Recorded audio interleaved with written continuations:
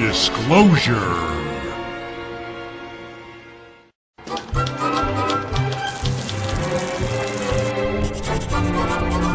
Hey, are your ideas for global takeover falling apart? Are you losing sleep over humanity's mass awakening? Is false flag terrorism fizzling out? Global warming gone cold on you? Do you want those global warming deniers to just go away?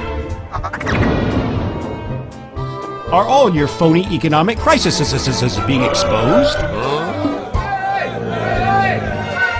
Is the price of gold defying all your attempts to fix it?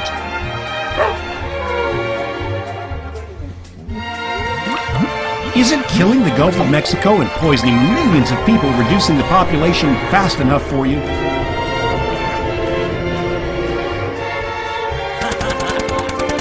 War, famine, and GM food not getting it done either?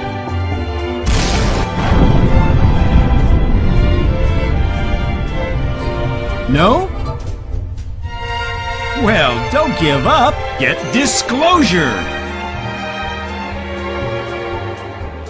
You'll be able to unite mankind with a phony problem and enslave them with one world government and taxes.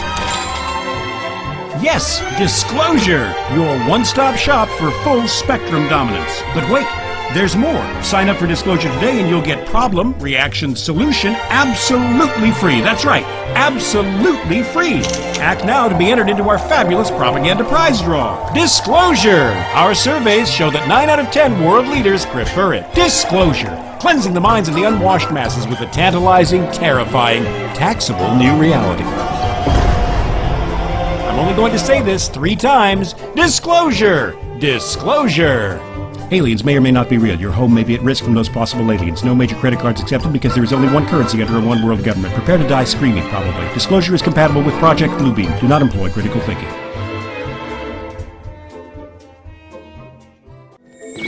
Greetings, citizens of Earth. My people have developed technologies which allow us to throw off our physical forms and travel great distances in the blink of an eye. We are in dialogue with your leaders to help the human race survive its infancy, for we believe in you. We are helping your scientists find cures for diseases which afflict your bodies, and helping you to preserve your planet's most precious resources. Many among us wage peace, and one day, with our help, war may be a thing of the past. Our army is 1 billion strong and growing.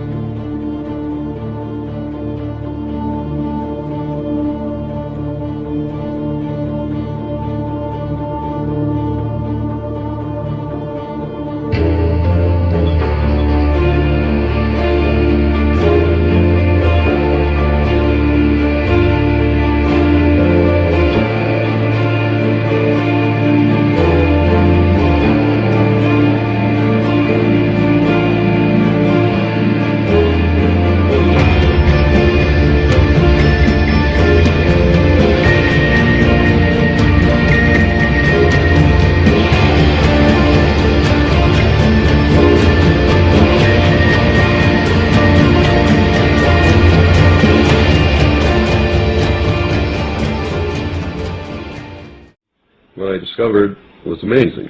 What I discovered, ladies and gentlemen, is that there has been a plan in existence since about 1917, and probably before that, to create an artificial extraterrestrial threat to this Earth in order to create a one-world totalitarian socialist government.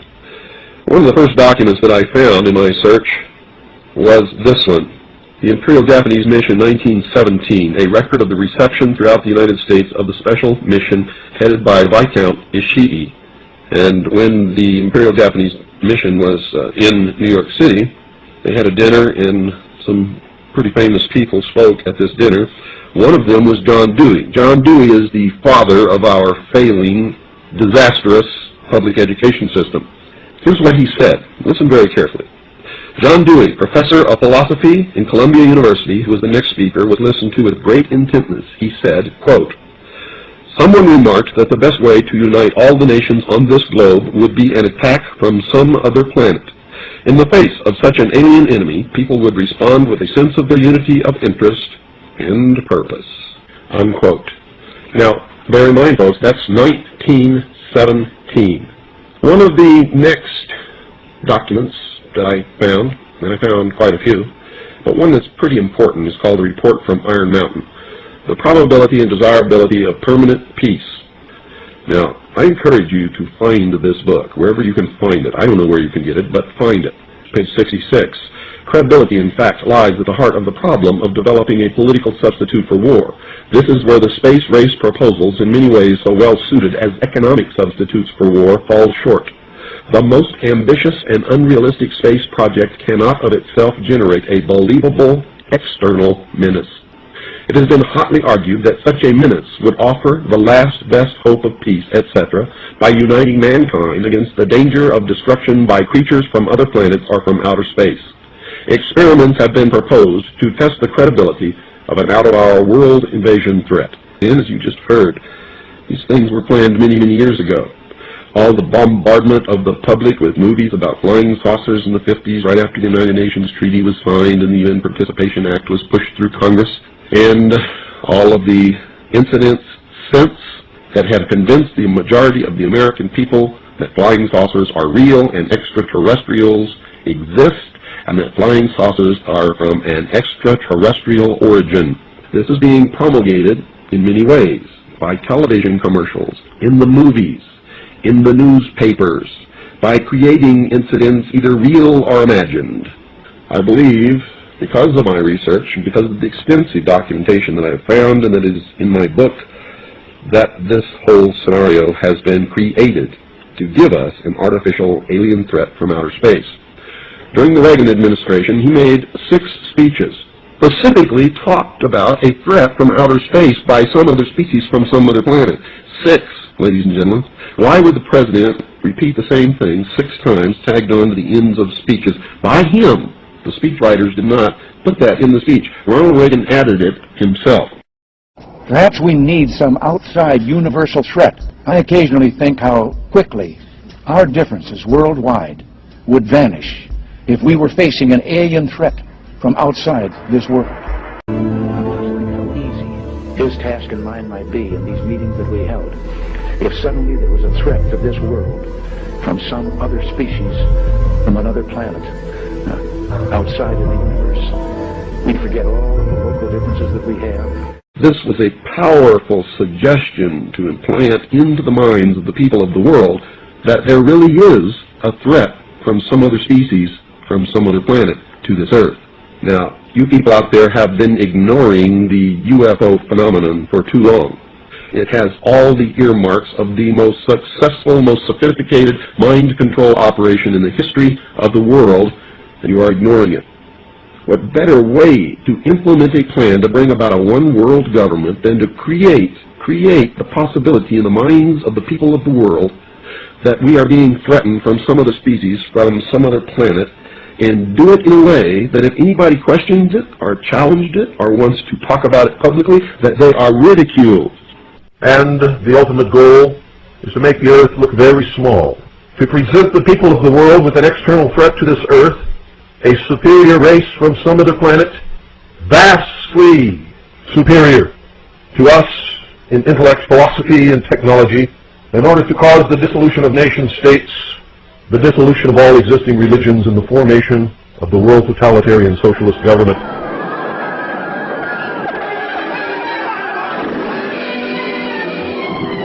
What was needed were certain cover stories. What do you do when people are spotting aircraft and then telling reporters that they've seen something very unusual flying out of an airbase in Nevada? And frankly, this was the origin of a lot of the sightings that took place in the mid-50s, 1954, 55, 56, of unidentified flying objects, the UFOs. So the CIA was involved in encouraging people to believe that, yes, they saw UFOs, and the CIA and the military tried to be very helpful to reporters to get these stories out, to divert the attention of the country, and particularly the people in this region, about what they had actually seen.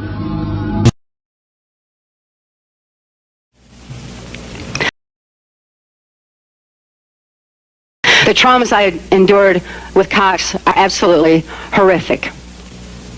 And J. Bennett Johnston took full advantage of my high mind and told me that he had been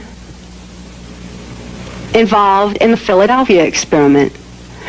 He said that on that fateful day so many years ago, that when that ship disappeared, it came back a spaceship, and that he had transported through time to become a senator. Well, he sure seemed inhumane to me, so this wasn't too hard to believe that he was an alien. And when he showed me in 1977, when he showed me the top secret stealth fighter, it looked like a spaceship to me. I mean, here was this triangular ship that nobody knew about at that time. It had been kept top secret. And he was using mind control illusions and manipulation of my mind to believe that he was an alien so that I would feel totally helpless and carry out exactly what it was that he told me to do. Now, I'm not going to say that from my limited perspective under mind control, and even now that I've been studying so much else, that I know everything about aliens and that they're all people and they're all illusions like J. Bennett Johnston. I don't know. But I am saying that there was a deliberate, orchestrated effort to manipulate my mind to believe that my abusers were aliens, to confuse fantasy with reality, so that I would feel exactly what I was told to do. Anytime the government has secrets that they can keep from us, they can manipulate us by those secrets. In essence, they still remain 25 years at least ahead of us in technology, information, and knowledge, and secrets, and they are using them against us. I heard over the years many times over that the plan to usher in the New World Order would be to make all the people in this country and around the world feel totally helpless to prevent the New World Order from occurring, this world dominance plan, by saying that we had been invaded by aliens, so that we would say, oh please UN, come in and help us all.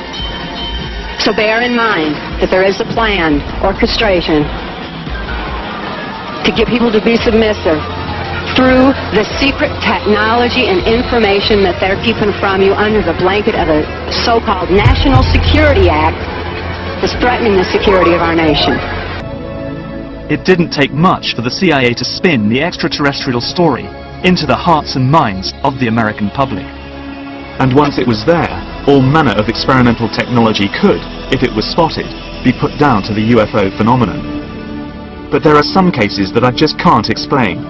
We are building, all my UFO friends, I need to shake them because they're so, frankly, they're extremely naive, Alex. They really believe we're building toward disclosure.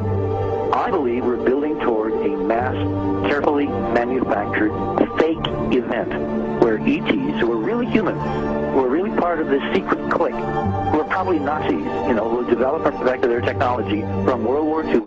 Did the Nazis build successful saucer prototypes?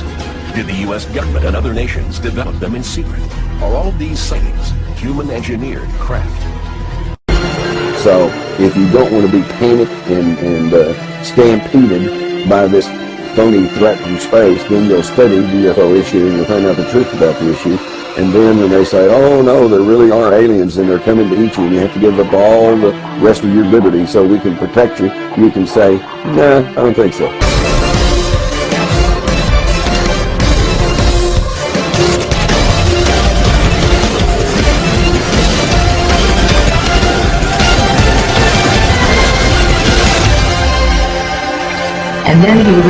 me over and over. And the last card, the last card, the last card would be the extraterrestrial threat. But it's all based on a lie. Today I would like to talk about satanic ritual abuse, alien abduction, CIA mind control experiments, and the role of false memories in each of those things. Okay, well that's a lot of stuff. But strangely, these subjects are all linked together. So the false memory controversy has been bubbling along in our culture forever and in psychiatry forever, but really came to the fore in April 1992 when the False Memory Syndrome Foundation was formed. And it was basically a group that identified itself as support organization for men who were falsely accused of incest by their daughters. And that was just regular, so-called everyday incest inside the family. And then they took the position that therapists were implanting all these false memories in the girls' minds, and that the dad was just an upstanding citizen who never had abused anybody. And it appeared from what I could tell that this was probably true. Some guys actually, in fact, were falsely accused of incest, and I certainly was aware of therapies that were way out of control, including the therapist having sex with the patient, according to the therapist. But this is how this all got rolling. And then the membership on the professional board for the False Memory Syndrome Foundation included a whole variety of psychologists, psychiatrists, and so on. But it included Martin Orne and Louis Jolyon West, who were both cleared at top secret as mind control contractors under the CIA's program MKUltra, and were directly involved in studying and creating dissociative states for the CIA, which is part of the CIA's Manchurian Candidate program. And in the CIA mind control documents, it describes all this in detail, and it describes actual operations on U.S. soil using safe houses, interview techniques, sensory deprivation, isolation, hypnosis, and so on, all of which had been studied by Martin Orne and Louis Jolyon West to erase memories, which had been studied by Martin Orne and Louis Jolyon West to erase memories, implant false memories. The peculiar thing is that in parallel, there's a whole group of people who have organizations and conferences and journals who believe that they've been abducted by aliens. Mm-hmm. And the way they present basically is they have a period of missing time, flashbacks, nightmares, dreams, post-traumatic stress symptoms, but they're not sure what happened, which is exactly how people with multiple personality present. They remember some stuff that happened, but there's other stuff they don't remember, but they're kind of having flashbacks. And they have periods of missing time. They don't remember, but they're kind of having flashbacks. And they have periods of missing time. And they would like to know what happened during the missing time.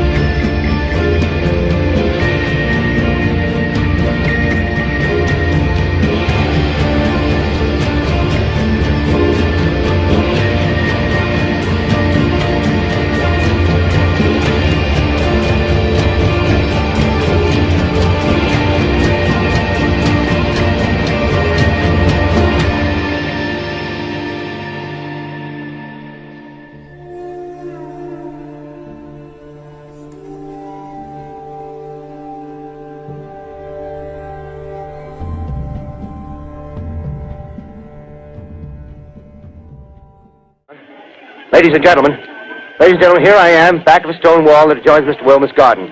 From here, I get a sweep of the whole scene. I'll give you every detail as long as I can talk and as long as I can see. More state police have arrived. They're drawing up a cordon in front of the pit. About 30 of them. No need to push the crowd back now. They're willing to keep their distance. The captain's conferring with someone. Can't quite see who. Ah, yes, I believe it's Professor Pearson. Yes, it is. Now they've parted, and the professor moves around one side, studying the object, while the captain and two policemen advance with something in their hands. I can see it now. It's a white handkerchief tied to a pole. Flag of truce. If those creatures know what that means, what anything means. Wait a minute, something's happening. Humped shape is rising out of the pit. I can make out a small beam of light against a mirror. What's that? There's a jet of flame springing from the mirror and it leaps right at the advancing men. It strikes them head on. Oh, Lord, they're turning into flames. Now the whole field's caught up by the woods, the barns, the gas tanks for the automobiles spreading everywhere. Coming this way now, about 20 yards to my right. Orson Welles' War of the Worlds. Never before had a radio broadcast provoked such outrage or such chaos. Upwards of 1 million people convinced, if only briefly, that the United States was being laid waste by alien invaders, and a nation left to wonder how they possibly could have been so gullible. Brilliantly directed by Welles, The War of the Worlds would become in the end the most famous radio program in history, known forever after as the Panic Broadcast.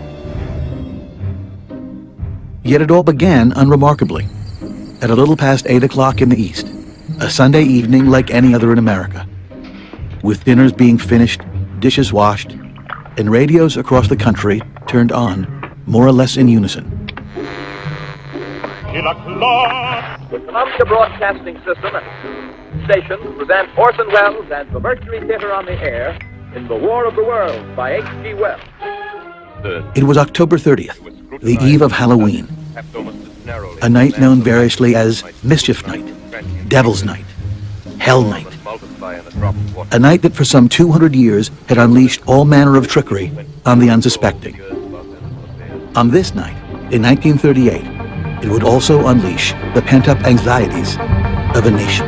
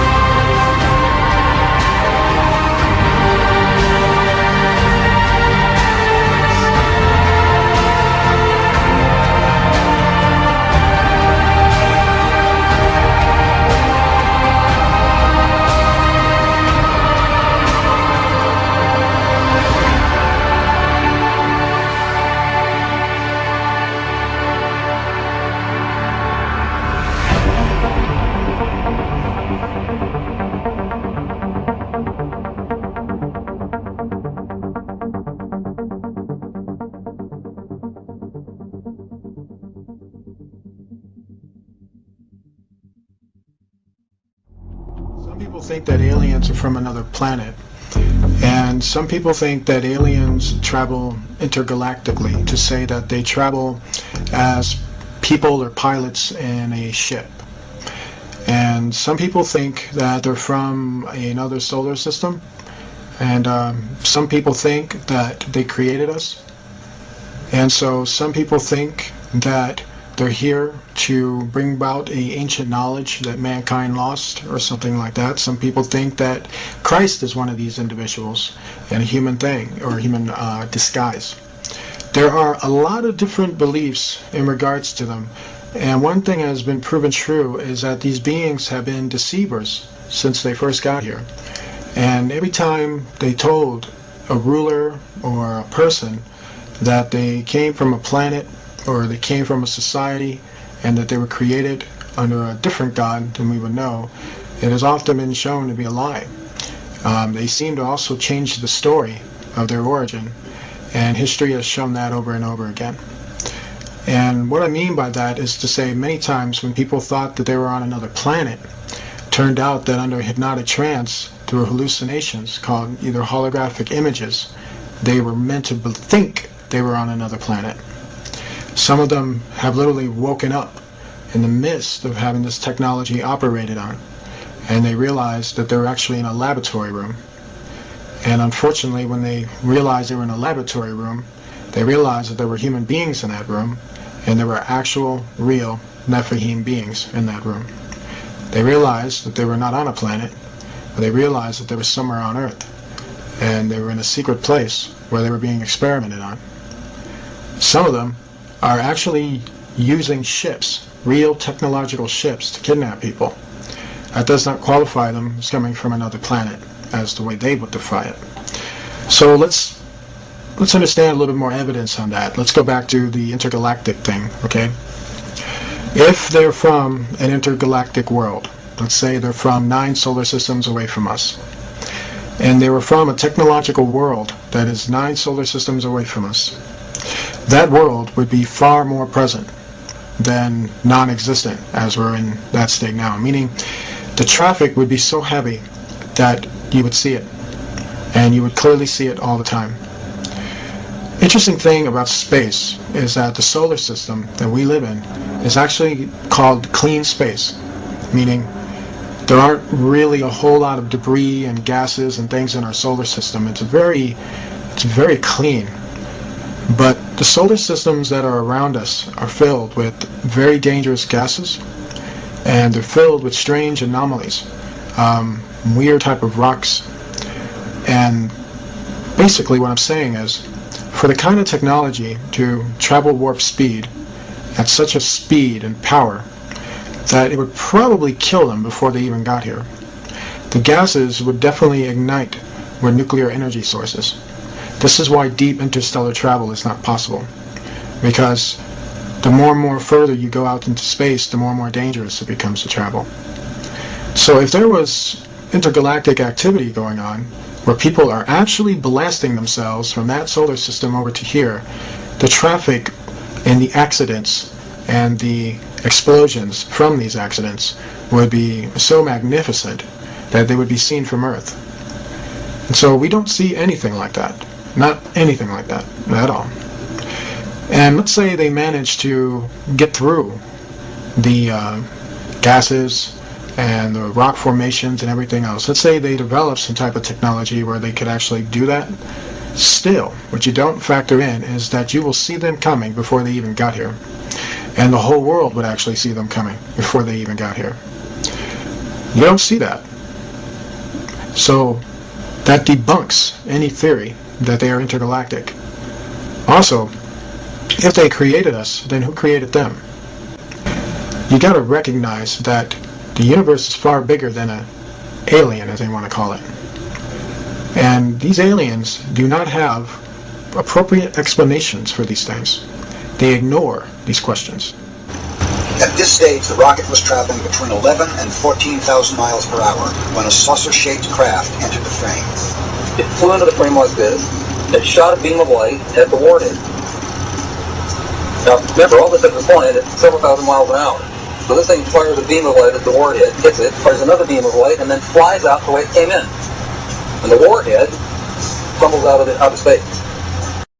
In many incidences where these beings have been confronted, Jesus Christ has often been asked of them. And you know they actually say that he's real? They can't even deny him. You ever wondered why? Now, from their behavior of disappearing and reappearing, that's not the behavior of an intergalactic entity. Because you are an intergalactic entity. You are actually in a galaxy. And if you were to go to another planet, let's say Mars, they would see you coming because you're in a ship. You would actually try to communicate with the rulers. You would communicate with the people. They would see you coming down from your ship in a normal intergalactic travel way. Have you ever seen these entities do that? Absolutely not. They just seem to appear out of nowhere, and they always want to have very secret meetings. And they're very good at hiding from the people. Have you ever wondered why? When these entities have been under investigation, when we watch them come in and out of our world, we've watched them literally open a portal in the sky and go into it, and then come out of the same portal. This spiral portal has also been shown that it can be created in satanic occults. There are people who practice magic that we would probably know now as Kabbalah, but had other names before that, where they can open up the same portals. And not open up the same portals, but they can call up entities that look exactly like aliens. But yet, they don't call them aliens. They call them evil spirits, and they say that Christians would call them demons.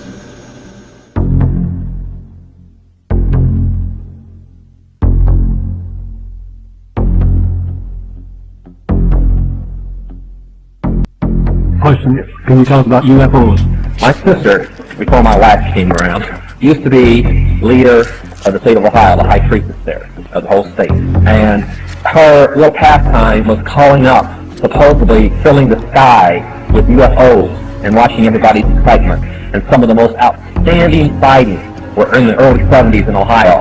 And she used to laugh about it because she'd be standing in a circle out in the field somewhere calling up demons. And that's all they were angels of light playing games in the sky. Remember, a demon, get the little spooky picture. They are a fallen angel, an unclean spirit. They can assume any form or go into anything, but they can assume forms including space-in or solid objects like flying saucers or so on. That's why when they appear on the radar scope and a jet gets up there, they vanish right in front of the pilot's eyes, because they're nothing but a spirit. Because they're nothing but a spirit. Because they're nothing but a spirit. Okay, so what we have here with certain fallen angels is that they have the ability to transform, and a lot of that was exploited in the Transformers series movies. And so what they did was they based that off of something that was real. And so what we have with fallen angels is not what people think. It's not the touched by an angel version with these guys. These beings are spiritual beings with incredible powers, and one of those powers entails that as we would create objects and as we would form these objects through resources and through the materials and the powers that we have, their powers is that they can transform themselves into objects. And so we're talking objects that look like space-age vehicles and planes. We're talking about objects that basically look like other entities. They can transform into a creature. They can transform into a ship. They can transform to even look like the implements that we have. They can literally transform themselves to disguise themselves as a car, as a plane, and as a lot of different type of objects. There's really nothing they can really do in terms of transforming. We do know that when it comes to the fallen angels, they don't have as much power as they normally would in terms of their transforming abilities. A lot of them like to transform into basically UFOs, basically planes, basically other looking creatures. And sometimes they get sporadic, sometimes they kind of, from a lot of the transforming and using the powers that they use in our dimension, it kind of weighs heavy on them. They can't always maintain it. They can't always maintain maintain the form or the shapes that they take, and sometimes they go a little crazy in the atmosphere, and then sometimes it's caught on camera where they're just like morphing into like a UFO and then a dragon and then other types of forms of spiritual reptilian looking helixes, if you will, combinations of different forms. For instance, you'll see some transforming from a UFO into a dragon-looking creature and then back again, and then it disappears and then comes back again. And when it's doing that, what's happening at that moment is that it's freaking out because it can't maintain its form in our dimension, and they don't want to go back to the other dimension they just came from. So they try to struggle with it. And sometimes when they come into our dimension, they're pretty set in their form or their shape, and they're able to maintain it for probably long periods of time before they end up dissipating and then another group comes in. And so there is a weakness to them, but we don't have the weapons to really combat them, to tell you the truth. I mean, fighting them is like throwing sticks at them. It's not going to work. You can throw a nuclear warhead at them and that's not going to work. You can shoot bullets at them and that's not going to work. Fallen angels have more power than people think. They're more creative in their deception than people think. Fallen angels like to pretend to be aliens. They'd rather you think something different other than what the truth is. The book of Enoch was talking about it. It very much confirmed that there was a time when these beings lived on Earth and they came from a dimensional world, and they actually came, through portals, basically. Enoch saw them coming from another world, literally another world beyond our world, and that has nothing to do with the solar system or the galaxy or how we would know the universe. This universe of theirs is behind our universe, and they can open up doors, spiritual doors, basically, portals that have spiral shapes, and they resemble 666 shapes, and they basically come through the portals. And when they do, they tell people they're aliens, or they tell people they're gods, or they tell people that they came from Jupiter or from Mars, and they tell people they're going to solve all their problems. And then when people deal with them, and this is our rulers, by the way, our rulers make deals with them, and even if it involves hurting us, they'll make those deals with them. The globalists don't believe in Satanism. They believe they're contacting interdimensional aliens through the drug use and through the electronic interface, and they believe, and actually write about, Ray Kurzweil, all of them, that they're going to merge with the machines, blast off into hyperdimensional space, and that's why they're so crazy. That's why they want to get rid of us. That's why they're smiling and giddy and acting so nuts, because they believe, if you're a psychiatrist and are hearing this, understand, whether it's real or not, they believe they are in contact with these entities and are being directed by them. That's why they're so evil, and the entities are telling them eternal life, total power, total control, everything you could ever want, just kill everyone. Okay, so what we had that occurred in Enoch's time was that there were rulers that were on that earth, powerful rulers who were worshiping evil spirits. These evil spirits told these rulers that they came from another planet and that they were going to solve their problems for them, and that there was more God than just the one true God.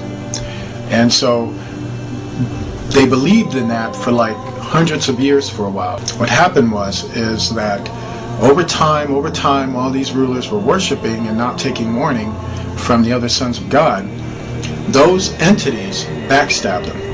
And what happened is that the more and more the rulers worshipped them, and the more they got control over what they did, it allowed those entities to enter further and further into our world, to the point where they received enough energy and enough permission from these rulers to literally enter our stratosphere.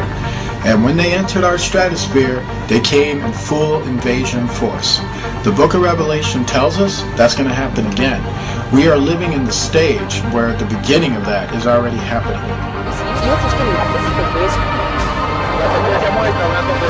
Que provocó que expertos aseguraran que el accidente se produjo luego que un ovni o un misil rozara levemente contra una de las alas del caso. En esta imagen se aprecia como un objeto alargado pasa por debajo de la aeronave en dirección contraria y a una velocidad similar, lo cual, según los expertos, pudo haber causado una alteración de la carga aerodinámica que provocó que los pilotos perdieran el control. Aunque algunos expertos aseguran que se trata de un misil. En esta otra imagen, cuando ya del avión viene en franca picada, otro objeto similar pasa cerca tuyo, en la misma dirección y con la misma velocidad del primero, aumentando el misterio. What did I do? What do you want me to talk about? A fraud? No, it wasn't a fraud, but I'll be glad to talk to you if you'll shut up and let me talk.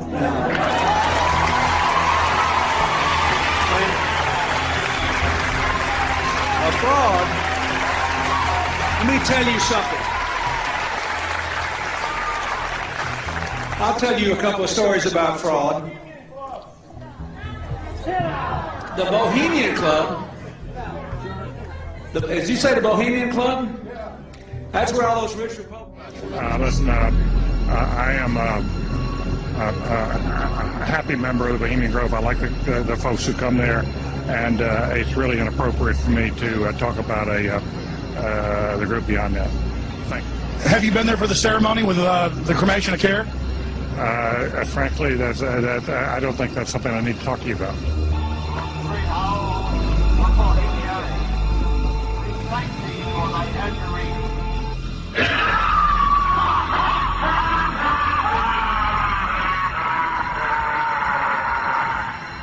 Have you been there for the ceremony with the cremation of care?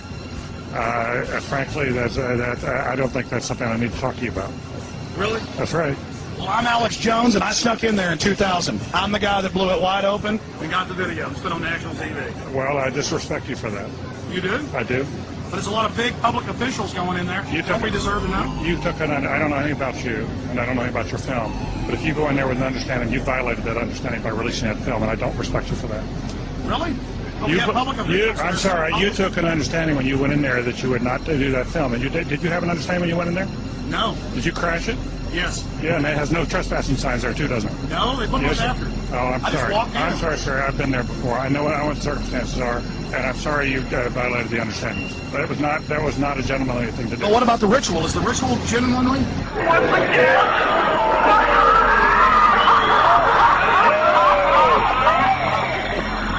Sir, everything. I don't owe you this comment. I know. This is what's called ambush journalism, and I disrespect you for that as well. So thank you and goodbye. The ritual? That's none of your damn business. Oh.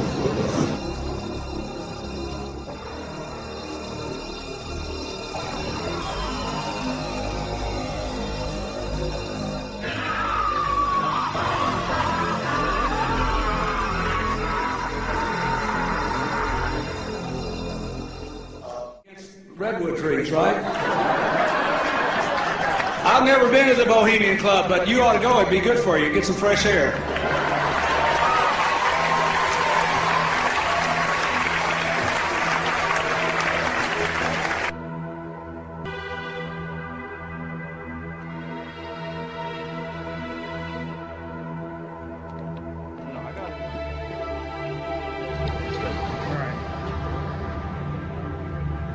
Here's just one of many signs sporting French with skulls adorned with other trappings of death. We also saw signage with Latin. This sex slave programming was to programming for different sexual acts that were carried out with various politicians who thought that their perversions would never be revealed. They were wrong. I was also programmed to carry out specific sexual perversions in Bohemian Grove. Bohemian Grove in Northern California is a political playground and a place where some business is discussed despite what they say. The business that's discussed is discussed in a little place called the Underground. And that underground is spelled with a capital U and a capital N. Underground. It was there I heard George Bush talking about mass genocide. What the plans were for mind control. And it was a Bohemian Grove that my daughter and I were subjected to brutal perversions, all of which were being covertly filmed. These covert films were then used for blackmail purposes because these criminals didn't trust each other. And they all had some bad information on the other one that they kept so that they could keep each other under control. How widespread is the occult? The answer is extremely widespread. Occultism in our society, and particularly in our government, at the highest levels of corporate America, is rampant. It's also important to note that the Grove itself was founded in 1872 by West Coast journalists, and that the National Press Club adopted the iconography of the Grove for its Great Seal.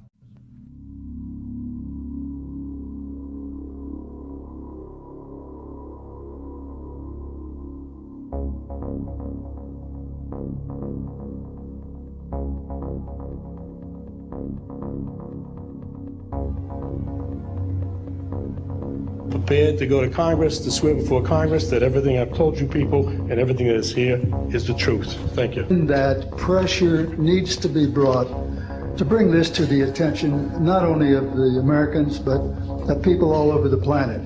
These vehicles have been seen and confirmed all over the planet.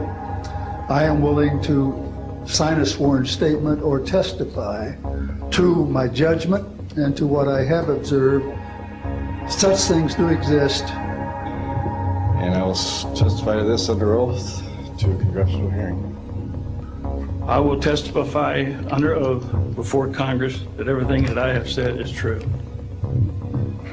These statements are true. I'm willing to testify under oath before Congress. Thank you. I will say at this point, to keep it short, that I will testify under oath as to what I say is true, and I will do so before Congress. Thank you. I'm going to testify to the truth of all these matters that I've spoken about in front of Congress under oath. Thank you. For an Air Force Base. And I'd be glad to testify to Congress that this is absolutely the truth. Thank you. Ladies and gentlemen, Dr. Stephen Gould.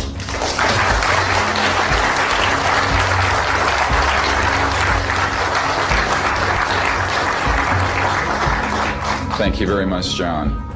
Members of the press, the American public, and people of the world.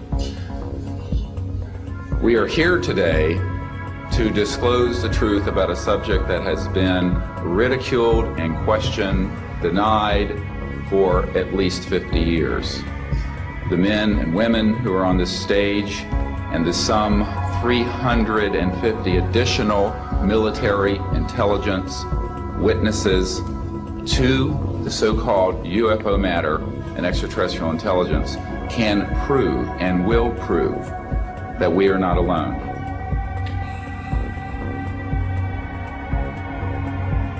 Declassified U.S. government documents and witness testimony from former or retired U.S. military personnel confirm beyond any doubt the reality of ongoing UFO incursions at nuclear weapons sites.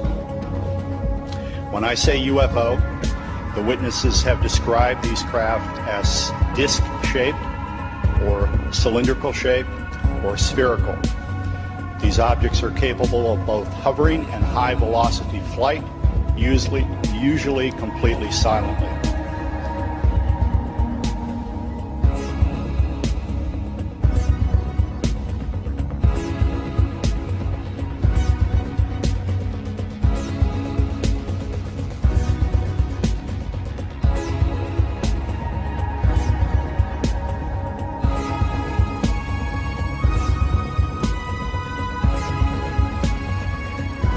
Major icons used in the cremation of care ritual. Moloch, the owl idol, the curved staff carried by the high priest, and the eternal flame lamp, the Arabian-style lamp, which the priest uses to ignite his torch, which he then uses to burn the human effigy care. Now, in their spare time, they worship Moloch and mock human sacrifices. We just need to get used to that and accept him as our leaders.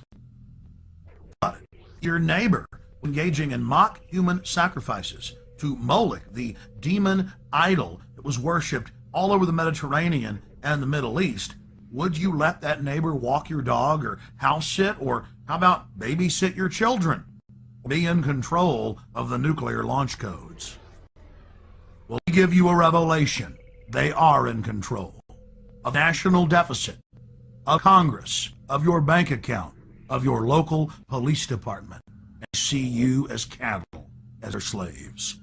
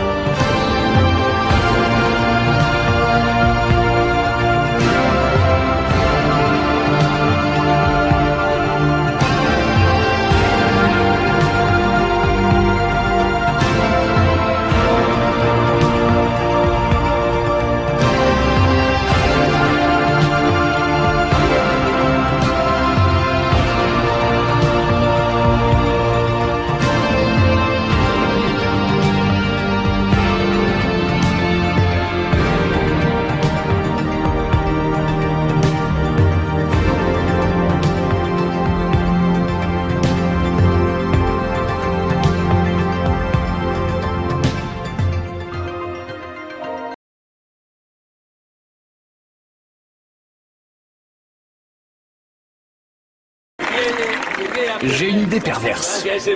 On va tous se faire les cornes. Allez. Comme ça, on ne pourra plus dire que je suis le seul à le faire. On se fait tous les cornes.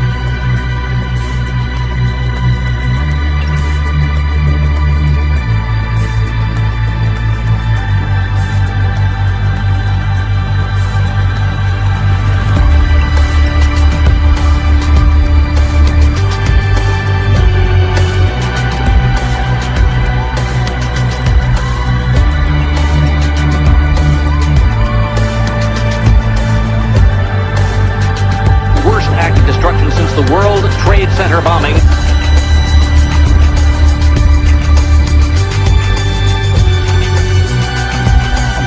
being questioned and analyzed all around the world.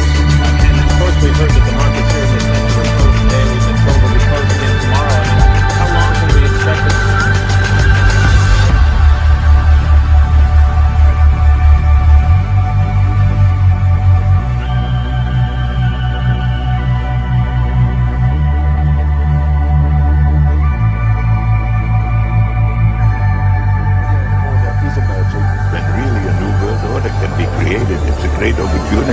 Phrase that I often use myself, that we needed a new world order.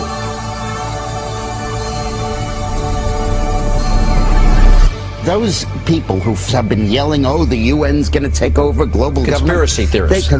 They've been crazy, but now they're right. Yeah, well, when Geithner, it's happening. When Geithner said he would be open to the idea of a global currency last week, yeah. Those conspiracy people had said and suggested that for years. Right. You're not wrong.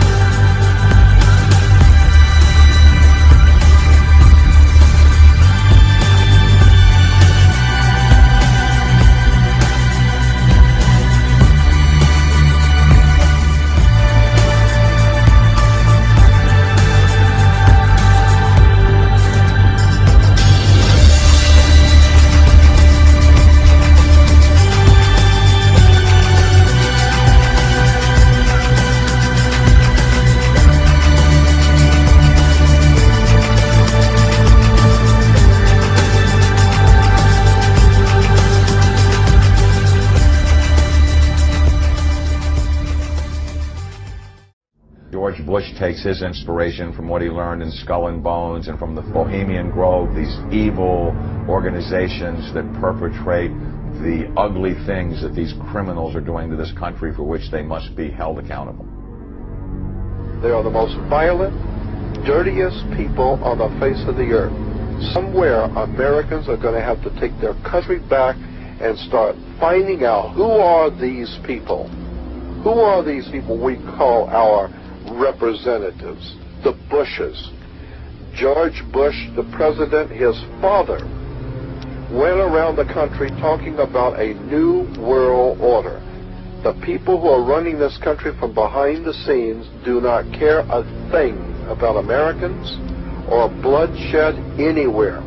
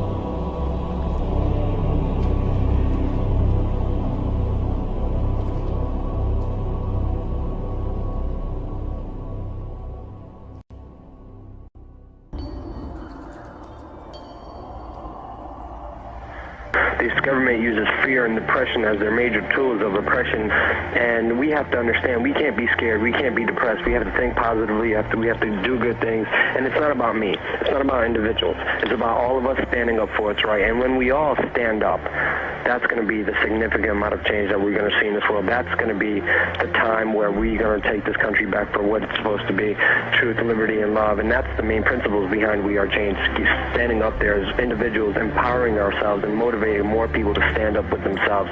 You know, and again, don't ever be afraid to be who you are. Don't ever be afraid to speak what you know. Just get out there, believe in yourself, and you have a short life to live. Make sure you live a good one.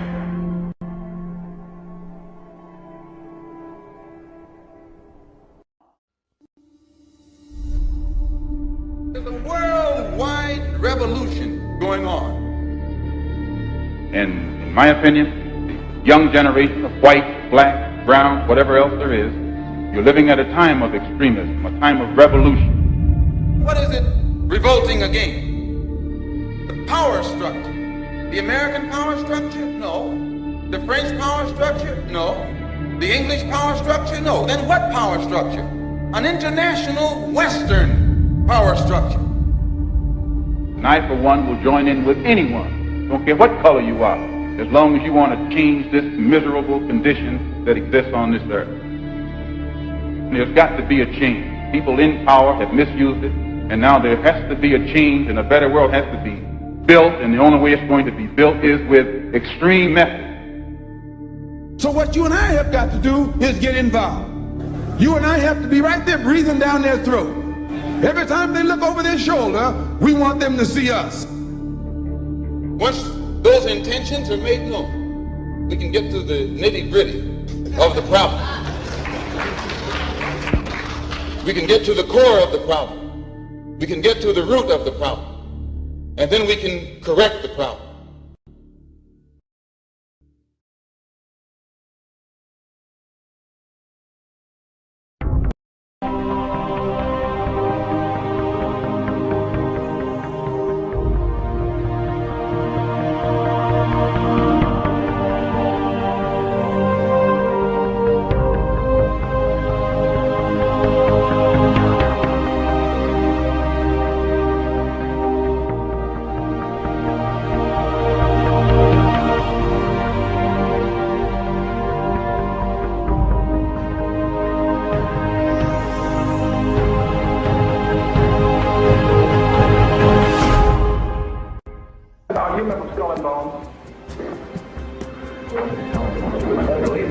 They still exist?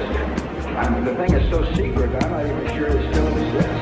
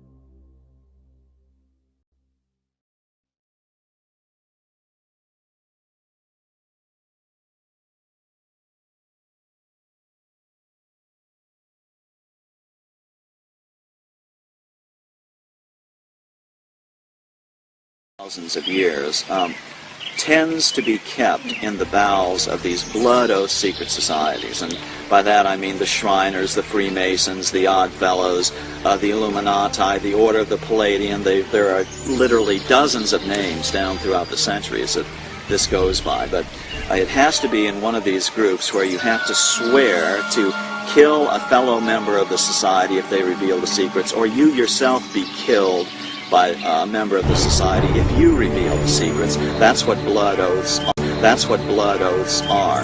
And they start out bad, but they get worse as you go up in the organization.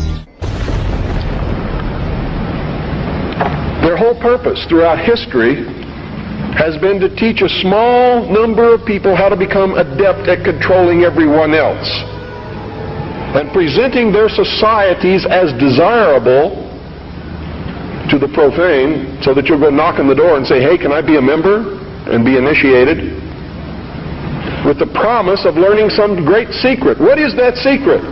The secret is what I have just told you this morning. The secret is how to control everybody else. And you never understand how to control everybody else until you get to the top of this pyramid of initiation. Most people never make it past the third step. All above that are carefully chosen and nurtured and taught.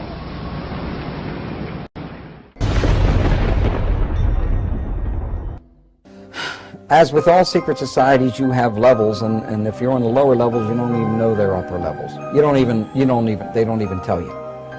Weishaupt saw in the ancient orders of Freemasonry an opportunity to commission foot soldiers for his cause of world domination. He wrote that none is better than the 3 lower degrees of Freemasonry. The public accustomed to it expects little from it and therefore takes little notice of it.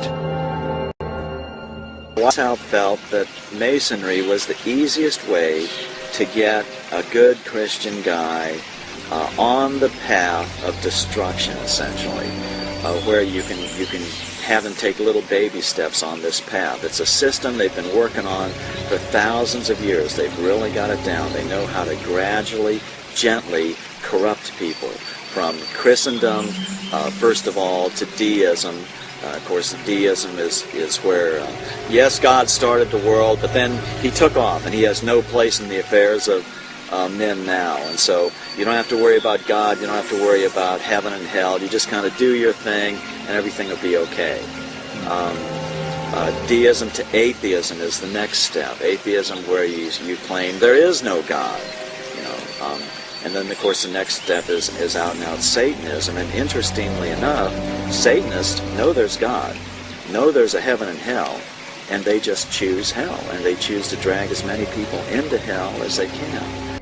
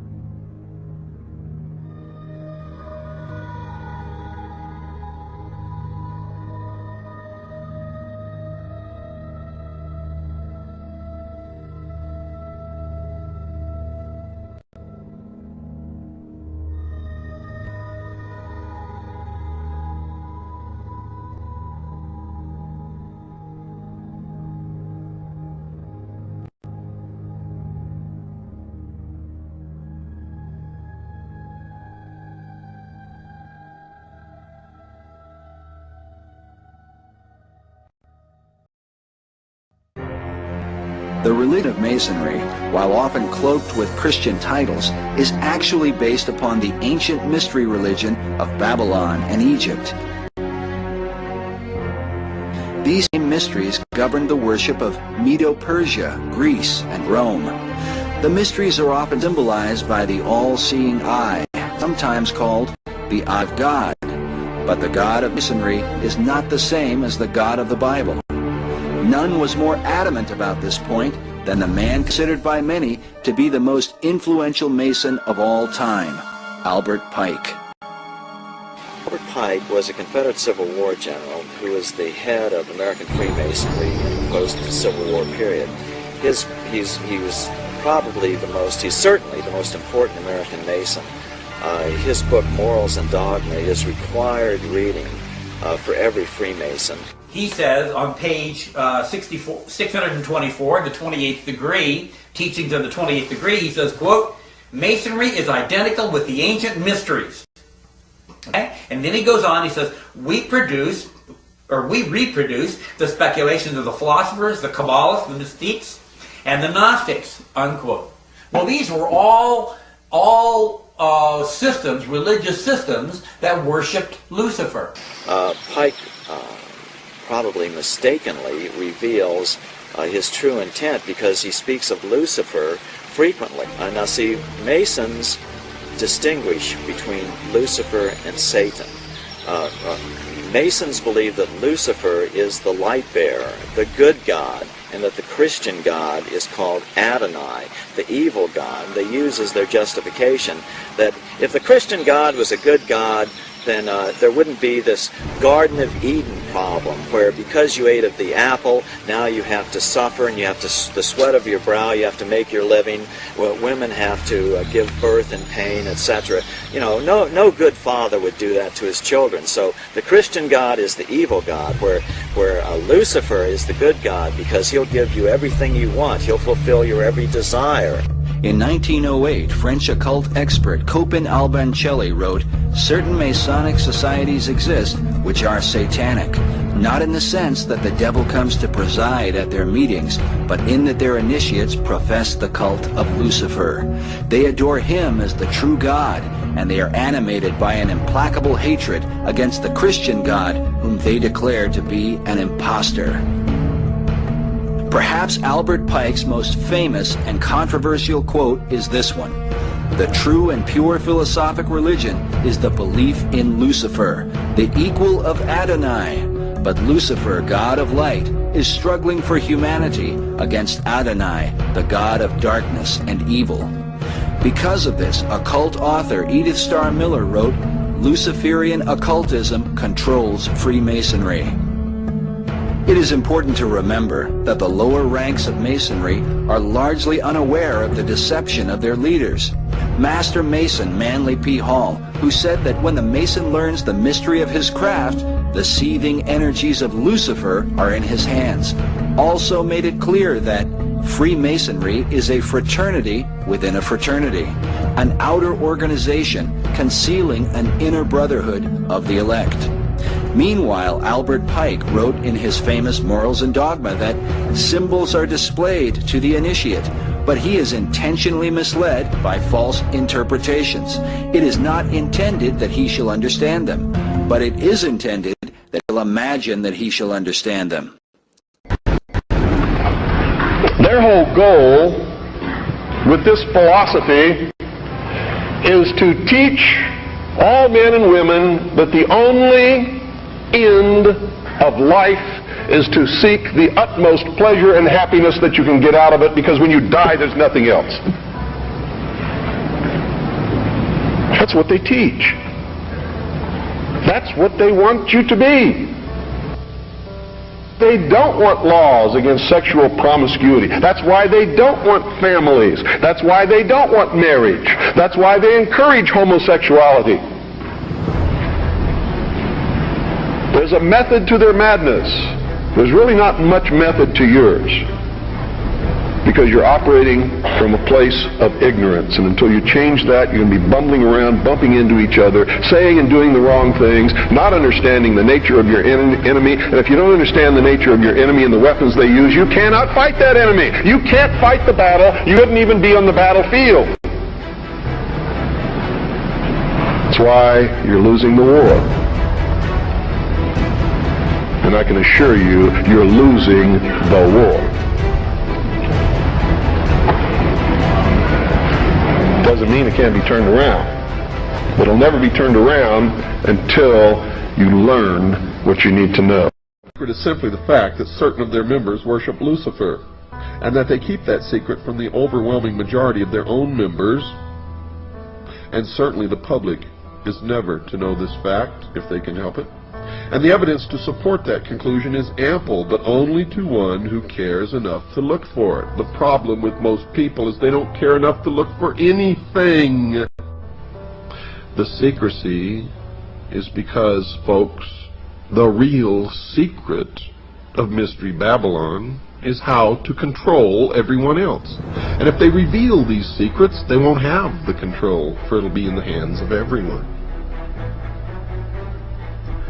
That is the greatest secret of the secret societies. And I can tell you now that most of us have been living in fantasy land for all of our lives.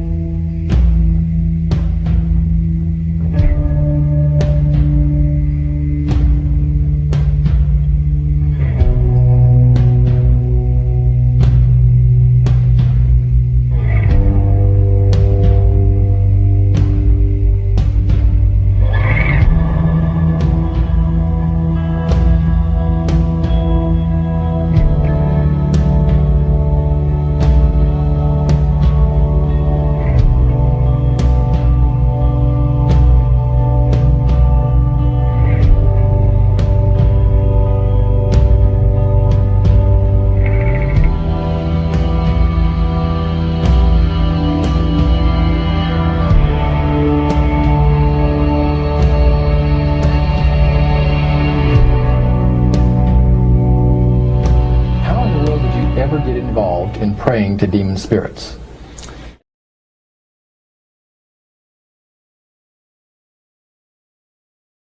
A fellow that had been on a particular ship with me, he told me, "Hey, I got something fantastic to tell you." He said, "I am affiliated with people that speak with the spirits of the dead. How would you like to talk to the spirit of your dead mother?" And I was shocked. I was shocked. He said, "You wouldn't be afraid of talking to the spirit of your dead mother, would you?" Well, I said, "I'll tell you what, I would have to give that some thought. That's something I never thought about before in my life." Most of us probably haven't. A little afraid of something like that. Well, he says, you know, it's written all over your face. You're afraid of going to a seance. But he says, "I know you. He's going to come." And then he started telling me how brave I was when I was aboard ship, you know, different things. He says, "You're not the same man. You're changed. You're chicken." That's all I needed to hear. I said, "When do we go to a seance?" So one Saturday evening, we were in the place. It was their first time. Very beautiful. Plays the medium. There was a lady. She had a gorgeous new home in Montreal. And there were about 20 invited guests there, which I was one of them. And she communicated with the spirits for there's different people there.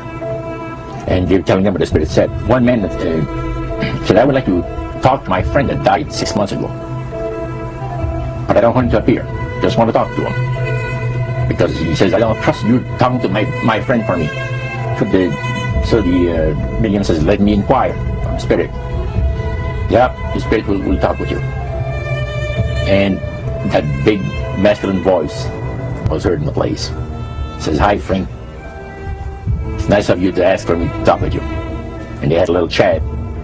And after it was over, Frank says, "This is the greatest thing on earth, to be able to talk with the spirits of the dead." Then the medium said, "We have a very special surprise tonight for you people. A spirit will manifest itself openly here in a few minutes. And it's like a big gust of wind hit the building. And right through the wall. And the lights weren't terribly bright, but they were like living room lights. A couple of floor lamps and maybe some of these. And that translucent being seemed to come right out of the wall." How did you feel right at that moment? It's almost like my heart stopped a little bit. You know, very weird feeling. So it was a lady in a beautiful evening gown, floor length. And she said to Mary, "My dear sister, you are so wonderful to have asked for me." And Mary fainted and fell right off her chair on the floor.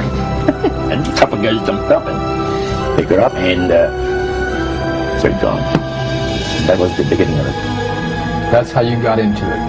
Yeah, that's the way I got into it. After a while, you see, there's something interesting about the human mind. You can adjust to an awful lot of stuff. You can adjust to a lot of things that would terrify you to begin with. After a while, they become common and ordinary. So you mean contact with the supernatural can become commonplace and ordinary and doesn't bother anybody? Yeah. In other words, the more that you do it, you're not uncomfortable. That's it's right. just not an uneasy feeling. Yeah. So how did you feel about it? Then I got into a secret society that worshiped the spirits, you see. Okay, now how is that different from the seance, Roger? It happens that the seance are not involving in many ways. But when you get into a secret society of spirit worshippers, then, and especially when you're invited there by the direction of the higher-ups in the spirit world, you never get out of there alive. And it's exactly what my friend and I were up against. We didn't know anything about. And there was a very, very popular big band, jazz musician. band, yeah, very famous. And one night we went to one of these seances, and he was with his wife. So Roger, you're at this restaurant. What happened? We sat there, and we had our favorite alcoholic beverages, you know. And as we talked, the band leader says, he says, I want power. I go right to the source of power. And he says, how do you think that I became famous the way that I am? Well, I said, you must have had some good luck. Well, he says, there's no such thing as good luck. He says, there's either some power working for you somewhere, or you don't get ahead in this world. Not in my type of occupation. So it went from there. We got talking about spirit worship. Did it intrigue you? Or did it make you want to find out more about what exactly he was talking about? Yeah. So he said,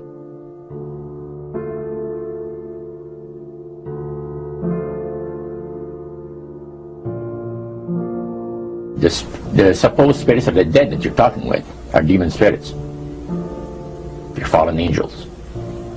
They're beautiful beings. Just set it out, just like that. Yeah. It didn't make you uneasy when he said they were... Well, you know, it shocked you a little bit, you know. Something that you first hear mentioned to you. He said, you guys have got a great future ahead of you. Because we've been told, the high priest of our society, secret society, has been told that the master has very special plans for you too. Now, what did he mean by the master?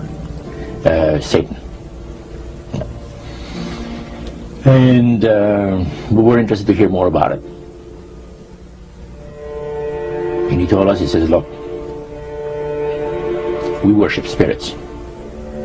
We worship Lucifer and all his angels. They're just as beautiful as they did before they were cast out of heaven.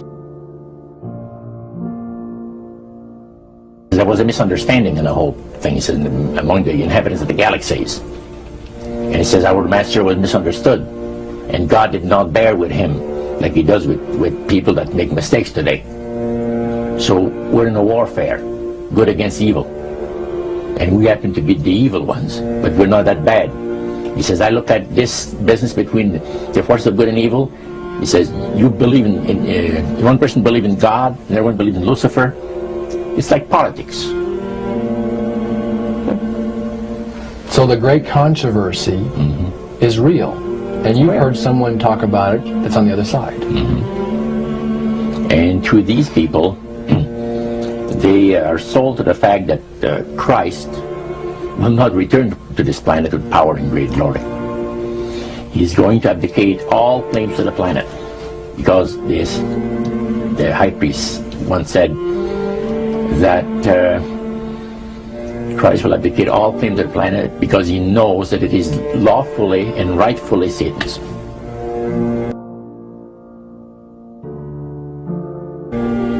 And at that time, he says, so the priest says, well now, he says, for those of you that are new, let me tell you that this is the most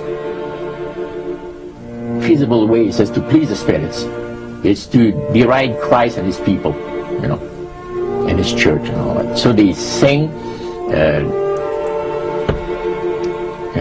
out of Christian hymnals. They didn't sing Christian words to the hymns, however. Well, they changed a lot of them. Yeah. Not It's a form of blasphemy. Such as you see today in the rock music world. You see the entertainers, they have these crosses. Ladies got earrings, crosses.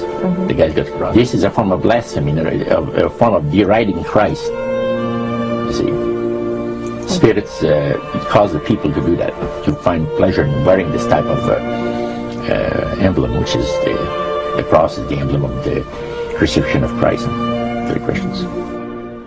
The master of my life has revealed to me that it is time for you people to become acquainted with the worship room of the gods, where they had the spirits that had materialized. They photographed them, and then they had paintings made of them.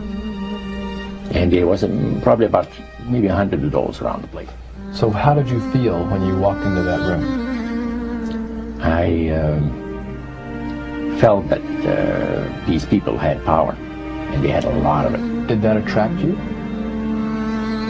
Yes and no. You had mixed feelings about it? I had mixed feelings about it. Yeah. Because to a certain extent, things looked so good and sounded so good to us. But you see, I'd been brought up in a Christian home. My dad says, well, you know, if you get involved in wrongdoing, you're going to have to pay the price. There's always a cost for everything in this world. So this thought came creeping to my mind. Just how far you go with these spirits before we start paying the price. So it made you just a little bit nervous. Oh, yes. But yet you kept going back. Oh, there was no way out. Because that's what we're told. You knew at that time, Yeah. so you were moving forward more on fear. More on fear, yes, because the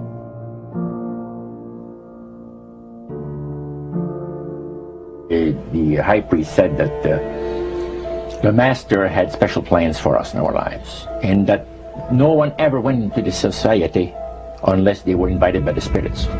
So that was made very clear. In reality, Roger, you were chosen by high-powered demon spirits to be a part of their human, special, privileged group. You see, these people in Montreal, the society, like the priest mentioned, there's thousands of spirit worshippers in only different societies of spirit worshippers in this world. But he says we are the elite. We know the real truth about the master and his angels. And they're not hideous-looking beings. They are gorgeous creatures. And from the paintings that they had on the wall of the walls of that worship room. Now, when you would go to these praise sessions, what kinds of things happened at those sessions? Well, there's a lot of success stories. The masters has done this for me and that for me. I remember one. At what point did this demon worship start to affect you personally, Roger? Well, it wasn't too long that the priest mentioned to us that the time had arrived for us to start trusting the spirits and give the spirits a chance to work for us. And there was a number of gifts that you could choose from. That the priest mentioned to us that the time had arrived for us to start trusting the spirits and give the spirits a chance to work for us. And there was a number of gifts that you could choose from. There's having his devotions in the worship room of the gods, and he will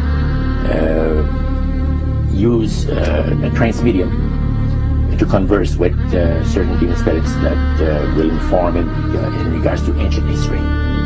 And the man shook his head a little bit like this. His eyes went glazed, and he stayed at it for a half hour. And the spirit spoke to him. So then the spirit counselor. And what would you like to know? And so he asked the questions of one of these human beings that was channeling. Oh yeah, the voice changed and everything. The voice changed with the person completely. And it identified itself as a spirit guide. Oh, yeah, spirit counselor, yeah. Okay, a spirit counselor. And then proceeded to tell him all the events that he was asking, Yes. answer his question? They had 3 major policies that were going to be followed. First, Lucifer says, we have to make sure that people, humans, get to believe that Satan and his angels do not really exist. You know, Roger, that's interesting because a recent research study report that I read indicated that in a national survey, I believe it's over 75% of people do not really believe in a real tangible devil. But there is one. The next thing, the 3 parts policy that they had adopted there, the second one was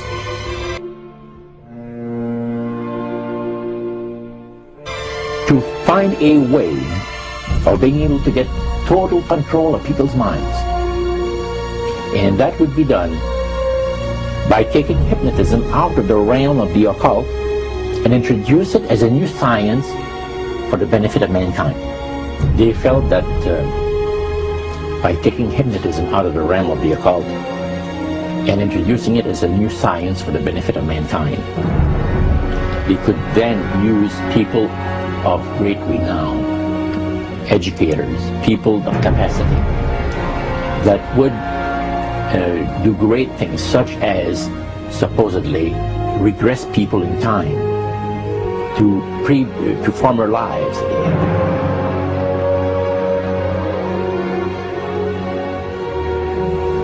And of course, after the session is over, the person would not know a thing about ancient history. And the person she or he has talked about performing, certain deeds, let's say, 3,000 or 4,000 years ago. But this was their strategy. Now, what this would do for the thing is this, that it would create in the minds of the general public, solidly set in the mind of the general public, an unwavering trust in that great deception. So now this would be a way of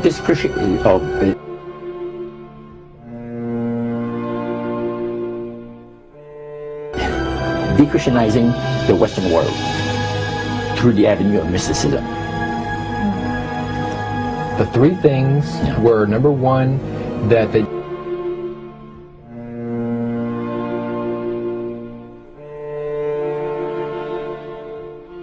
did not want Satan did not want the human family to think that he or his angels existed. Right. The second point that you made had to do with taking control of people's minds. That's right. The third point was what?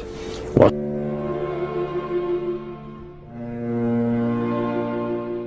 to destroy the Bible without burning it. Okay. See. And what was the strategy on that? On that, it was very interesting, because after the Great General Council, it was decided that Satan would tutor Charles Darwin personally in setting up the principles of his theories of evolution. He was tutored by Lucifer himself, fallen Lucifer. And at that time, it was understood, Satan and his spirit counselors understood, that if a person was led to believe in the theory of evolution, it would, in his life, destroy completely the creation week of the Bible, the fall of man, and plan of redemption. It would do away with it. Anyone that teaches a theory of evolution is considered to be a minister of a great religious system. And he said that every teacher of that theory is recognized by the spirits as a person of great value, and receives a very special unction from Satan himself, giving great power to induce spiritual blindness, to convince and convert. 3 capacities.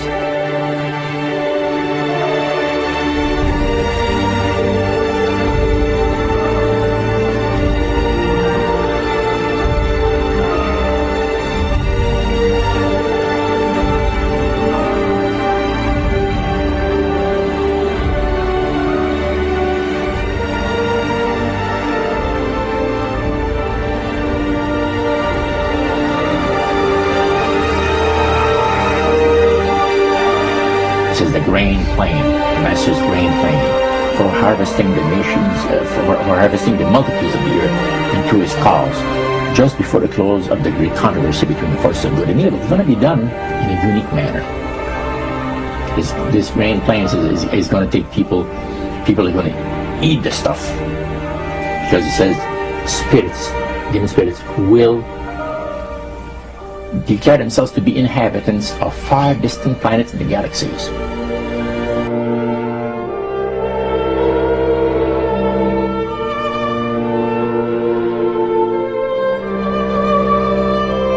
That are coming to warn the inhabitants of planet Earth of the impending destruction of the planet, unless something seriously proper is done to avoid it.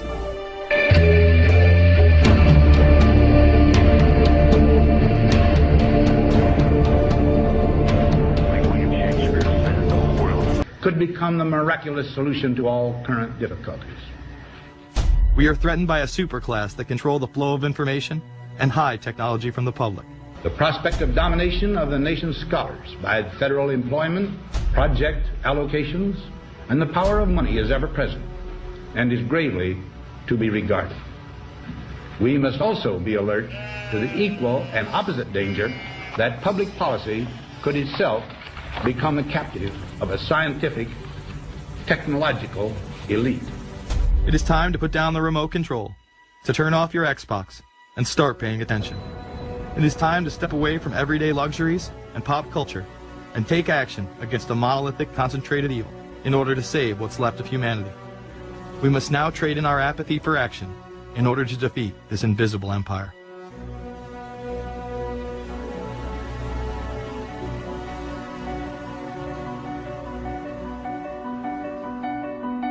And to continue to pile name upon some wall in the future for a strategy that has failed. That's the distinction. Sir. I first and foremost want to thank you for your time.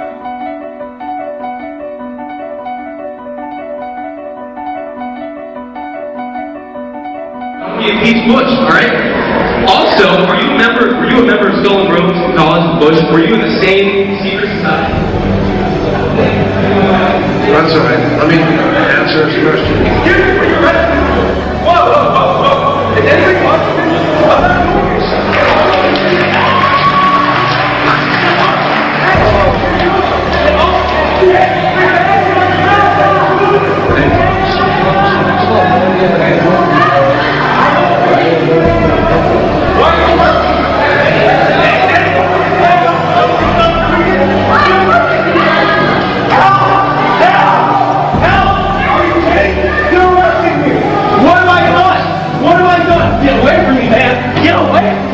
Get off of me! What did I do? What did I do? Get off of me! What did I do? What did I do? Help! Help! Put your hand on your back! Help me, man! Get off of me! I didn't do anything! Help me! Help me! Help! They're arresting me! This situation. You don't have an option. I'll answer this question. And, unfortunately, he's not available to come up here and swear me.